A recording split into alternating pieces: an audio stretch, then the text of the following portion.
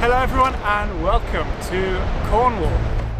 In this video, we'll be exploring some of the most beautiful coastlines that Cornwall has to offer. And we begin by watching the waves crash against the shore at one of Cornwall's most iconic beaches. I don't know what it is about today, just the lighting, the sun, perfectly clear sky, not a single cloud. And the moment the tide is in fully, I think usually there's a beach right there. There is not, but let's go down anyway, see how far we can get and see what we see. It doesn't come all the way, we just have to time it. In the summer, this is known for its turquoise waters and as a beautiful bathing spot, but in the winter, it has a completely different charm of its own. So usually what's in front of me right now is a lovely, lovely beach. It's not right now, but it truly creates something spectacular. But although I wish kind of that we could get down there and have a look at these rocks from below, because they are massive. We can even see down to Lizard Point from here as well, almost. As we were so close to Lizard Point, we took the short 5-minute drive and arrived at England's most southerly point. Can you believe it's October really? I know. Not just that, it's almost the end of October. Don't be fooled, it's not that warm. No, it's warm. It's not that warm. It's warm. I guess we're in the perfect sunniest part of the UK because we are at Lizard Point.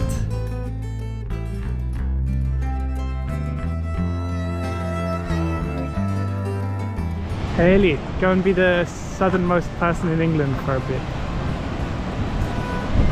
Yep. I probably am. You are. How does it feel? Very special. Yes, I feel very special now. Cool. But the views are beautiful, especially with the seal friend that Ellie has made. Yes. I'm just becoming a seal spotter at this point. One thing I would say for Cornwall, I didn't realise you can actually see quite a lot of seals around. I mean, I think we've seen like, we had 4 sightings of seals so far. So, yeah. Something really interesting here is this, which is, I assume it's an old lifeboat launching station. Not been in use for many, many years, I presume. But based on the plaque just above the door, dating back to 1914, I had no clue it was here, and it's very, very interesting. This lifeboat station was working until 1958 when it was closed due to its location being quite treacherous in bad conditions due to the many jagged rocks in the area.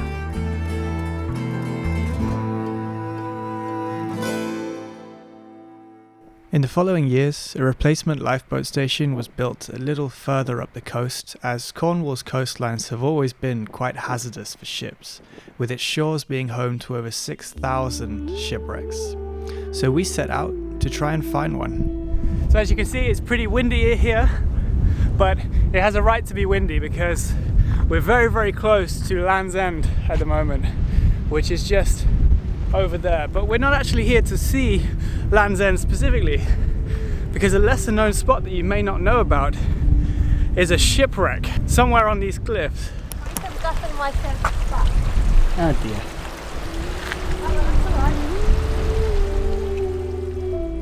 This is the wreck of a German cargo ship that ran aground here in 2003 after the chief officer fell unconscious whilst on watch. In dry weather, you can likely traverse down the cliff to get a closer look, being very careful of the rusty metal scattered across the bay.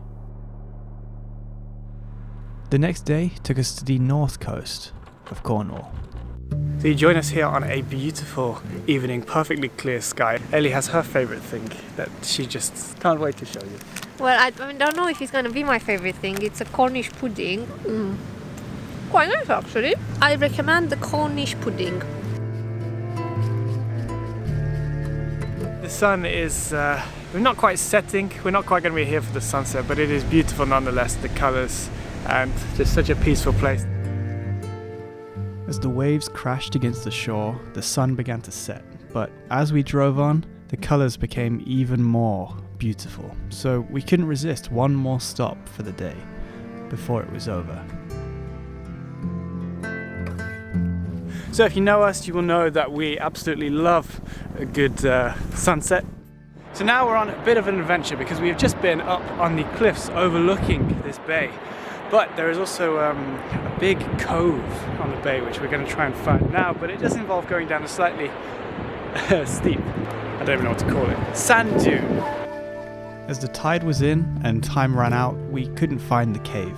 But the next morning, we arose bright and early and came back to try again.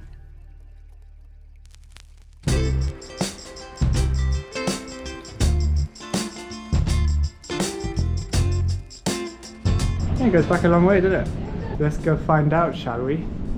It's very dark in here. This cave goes back much further than I expect. Interesting cave, very low ceiling. As you may know, Cornwall is an incredible place for seal spotting, as they can be regularly seen in the waters surrounding its shores. And this headland, due to its isolated and rugged nature, is a well-known location to find them. Another one.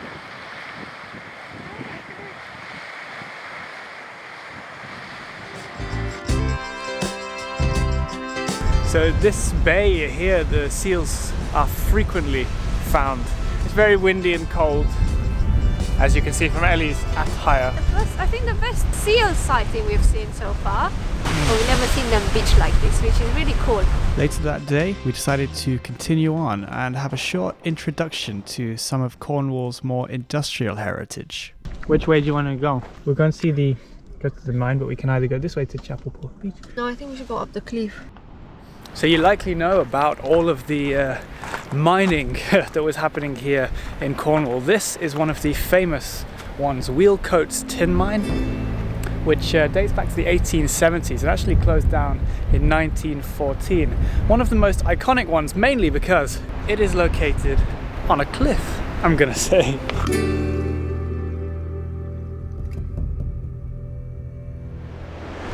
So there may not be too much sun here, but down the coast we can see it, and it is beautiful. I must say the colours right now are just extra special. In some way, visiting Cornwall in the winter is absolutely beautiful. I mean, it's so quiet, peaceful, slightly cold, but the low winter sun creates these just beautiful sort of shadows and a golden hue over everything. It's really nice. I really hope you enjoyed watching this video. If you did, please do consider clicking on my full Cornwall playlist, not just for many more things to do in this part of England, but also to learn some more about Cornwall's incredible history along the way. If you did enjoy this video, please do consider subscribing. Thank you so much for your support, and I will see you in the next one. Goodbye.